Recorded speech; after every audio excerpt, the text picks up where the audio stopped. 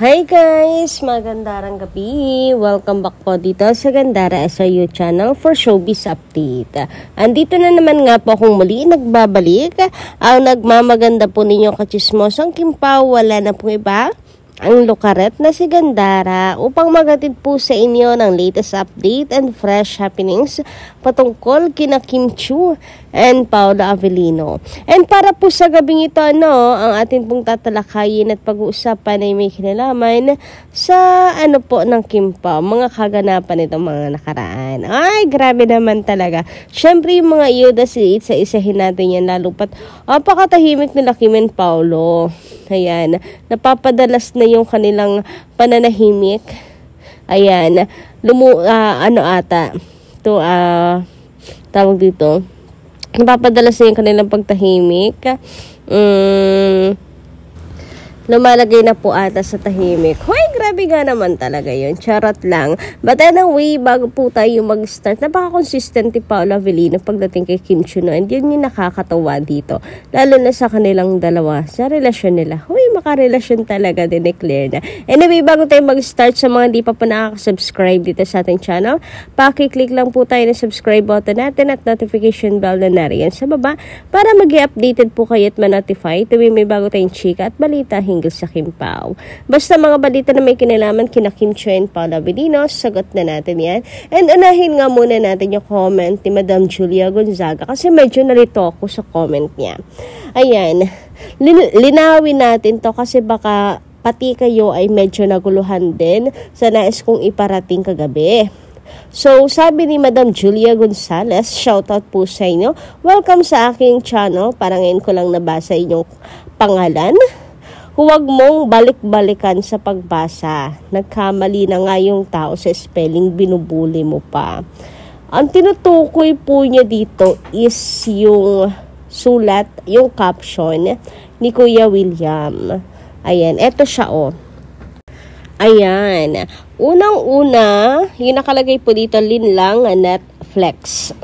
So, unang-una, hindi ko po binubuli si Kuya William. Sus ko, mas may pinag-aralan pa po yan kaysa sa akin. Mas matalino pa po yan kaysa sa akin. Unang-una, hindi ko siya binubuli dito. Hindi ko po sinasabing wrong spelling siya.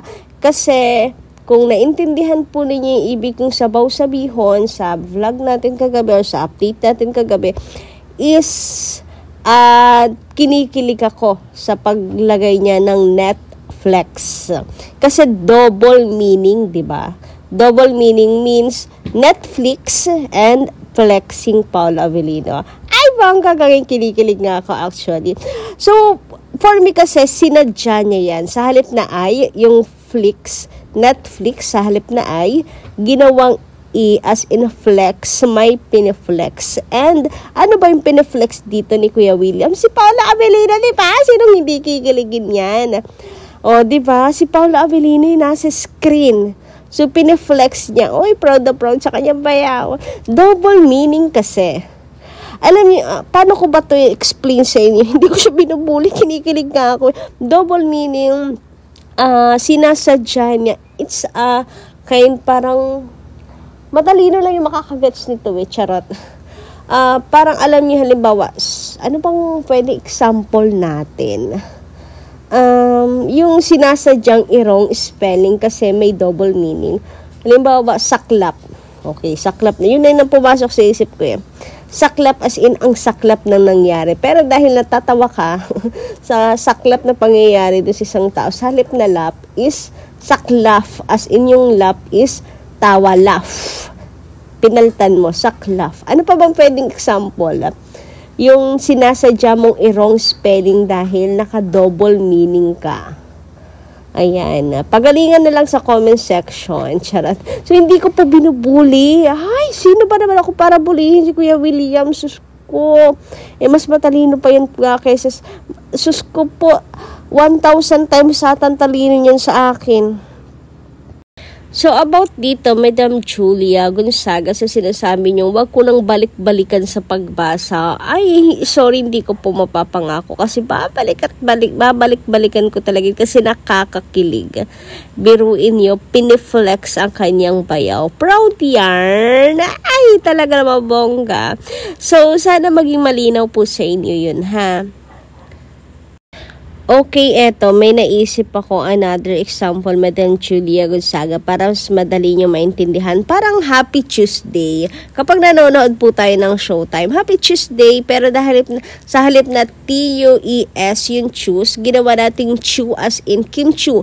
Apelyido ni Kim. Tuesday as in C-H-I-U-S-Day, Tuesday, parang ganun. Happy Tuesday kasi nandun si Kim. Nagets na po ba?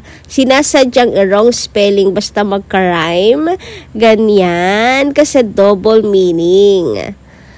Yun, basta yun po. Yun yung ibig kong sabaw sabihon. Sana magets po ng lahat. Grabe naman kayo. Hindi ako bully unang-una ha. Kahit hindi po ako bully. Lagi ako napagkakamalan dito na kampo ng kabila kasi lagi ko kayong pinipigilan sa ganito ganyang nagawain kasi nakakapangit guys ng ng status ng Kim Pao fandom. Ganda ng status natin, tayo lang rin yung sisira. Aba, hindi pwede yan. Anyway, para sa sentro naman po ng ating update ngayong gabing ito about po kina Paolo Avellino and Kim Chiu. So, eto na nga, kitang-kita nyo. Ayan, at sa bit-bit, tulak-tulak, dala-dala. Ayan, ni Paolo Avellino ang maleta ni Kimberly. Grabe naman nga. Sweet naman talaga ng dalawang ito. Super sweet talaga nila Kim and Paolo. Pero guys, gusto kong i-highlight dito si Paolo Avellino. Napaka-consistent talaga niya. Pagdating po kay Kim Chiu, yes. Napaka-consistent niya pagdating kay Kim. Alaga talaga. Tinuturing talagang prinsesa. And I hope mag-last talaga. Paolo Avellino, magpatuloy. Ganyan lang talaga. Alagaan mo lang ang prinsesa Chinita mo. Hoy, grabehan. And alam niyo, minabasa ako sa ex. Sabi doon, may nabasa ako, sabi doon, about, para kay para kay Kim Chiu, sabi niya, kilala natin si Kim. Kung hindi sila magkarelasyon, hindi niya rin hahayaan si Paolo Avellino na gawin yung mga bagay na ganito. Kasi nga kilala natin si Kim, napaka-independent. Siguro ibig niya sabihin kasi napaka-independent woman ni Kim Chiu. So kaya niya yung mga kanyang bagay. If they are not in a relationship naman, hindi niya yan papagawa or i-allow si Paolo Avellino na gawin yung mga ganyang bagay. And kita rin naman natin nung strangers pa sila sa isa't isa, lalo na si Kim nung lilang days, 'di ba? Nung first meet up, etc. Talagang ang layo ng agwat nila sa isa't isa. May kanya-kanyang buhay. So kung hindi sila magkarelasyon, may kanyang buhay si Kim, siya yung may bit-bit. 'Di ba? Napaka-independent woman kasi ni Kim, pero na-allow niya, meaning kasi may relasyon sila. Yun yung nabasa ko sa ex na tweet. Grabe. And makes sense, 'di ba? May sense yung sinasabi niya patungkol doon. Totoo naman kasi talaga. Pansin niyo rin naman 'yan. Ay, mali pala. Dapat pansin niyo rin 'yan. Dapat pansin niyo rin 'yan para hindi kayo tanong ng tanong.